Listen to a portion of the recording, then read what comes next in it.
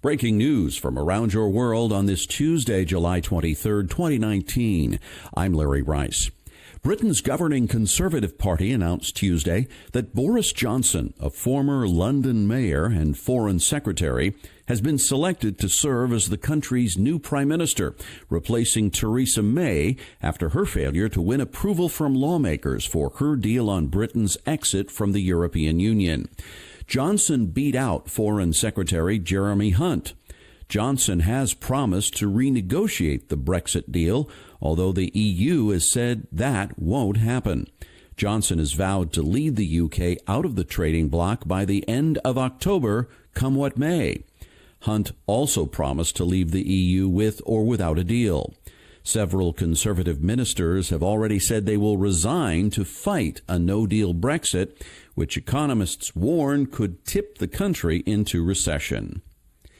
Iran and 5 countries that signed the 2015 Obama-era nuclear deal have agreed to meet in Austria this weekend to discuss the agreement and try to ease tensions in the Persian Gulf region.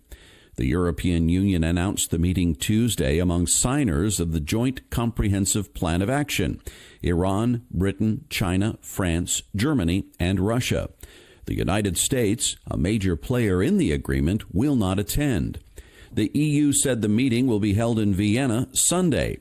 Iran had agreed in the deal to limit its nuclear program in exchange for sanctions relief. U.S. officials reinstated the sanctions after President Donald Trump announced last year the U.S. would back out of the deal. Iran, in turn, said it is no longer held by the limitations of the agreement. The meeting comes amid heightened tensions between Iran and other nations, particularly the United States and Britain, after a series of oil tanker attacks in the Strait of Hormuz this month. Russia carried out what it said was its first long-range joint air patrol in the Asia-Pacific region with China Tuesday, a mission that triggered hundreds of warning shots, according to South Korean officials, and a strong protest from Japan. The flight by 2 Russian strategic bombers and 2 Chinese bombers, backed up by a Russian early warning plane and its Chinese counterpart, marks a notable ramping up of military cooperation between Beijing and Moscow. Seoul and Tokyo, who both scrambled jets to intercept the Russo-Chinese mission, accused Russia and China of violating their airspaces, an allegation Moscow and Beijing denied. Defense officials in Seoul said South Korean warplanes fired hundreds of warning shots toward the Russian military aircraft, saying it was the first time a Russian military aircraft had violated South Korean airspace. Moscow denied all of those assertions. That is something likely to worry politicians from Washington to Tokyo and could complicate relations and raise tension in a region that has for years been overshadowed by hostility between the United States and North Korea. Mark Esper won Senate confirmation as the new Secretary of Defense Tuesday by a vote of 90-8. He was to be officially sworn in by the end of the day, ending the longest period the Pentagon has gone without a confirmed leader in its history. Esper, an Army veteran and former defense industry lobbyist, had been the Army Secretary when Jim Mattis resigned in December. On January 1st, the Deputy Defense Secretary, Patrick Shanahan, became the acting secretary. But after nearly 6 months as the fill-in, the former Boeing executive abruptly quit. Esper then became the acting defense secretary, but once he was nominated for the top job, he had to step aside until after a Senate vote. So for the past week, the Pentagon has been run by yet another fill-in, Navy Secretary Richard V. Spencer. Esper, who has a wide range of experience in defense matters, including time on Capitol Hill as a congressional staff member, said he intends to continue the Trump administration's focus on improving the combat preparedness of the military, nurturing security alliances around the world, and reforming Pentagon business practices. Much of Venezuela was hit with a power blackout on Monday, similar to the ones that stoked chaos in the troubled South American nation in March. Power went out in the capital of Caracas around 4 p.m. Monday, snarling traffic as stoplights went out and halted the subway at the start of rush hour.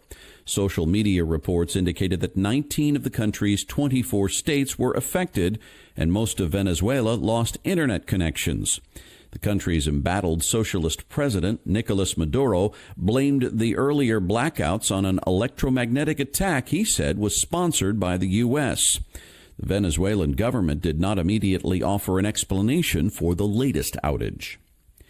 White House and congressional negotiators on Monday reached a budget deal that would raise spending by $320 billion over current caps and raise the debt ceiling for 2 years. If approved, the agreement will keep the government funded beyond a looming September deadline and avert a potentially devastating partial government shutdown. The spending in the plan will increase already surging federal deficits, but President Trump hailed it as a victory. He tweeted, "I am pleased to announce that a deal has been struck on a 2-year budget and debt ceiling with no poison pills. This was a real compromise in order to give another big victory to our great military and vets." Owners of cannabis companies told a Senate committee Tuesday that they are forced by federal law to operate as cash-only businesses, making it difficult to pay taxes and creating safety concerns. The Senate Committee on Banking, Housing, and Urban Affairs debated the challenges for cannabis firms to use the banking system. Although 46 states and the District of Columbia allow some form of cannabis sales and use, it is still illegal under federal law. Senators Cory Gardner of Colorado and Jeff Merkley of Oregon have proposed a bill to protect banks that serve cannabis-related businesses in states where it is legal. It would provide the cannabis industry access to the banking system. Because of federal law, there are barriers for the cannabis industry to obtain financial services. The next step for the bill would be a vote by the full Senate, which has to be scheduled by Republican leader Mitch McConnell.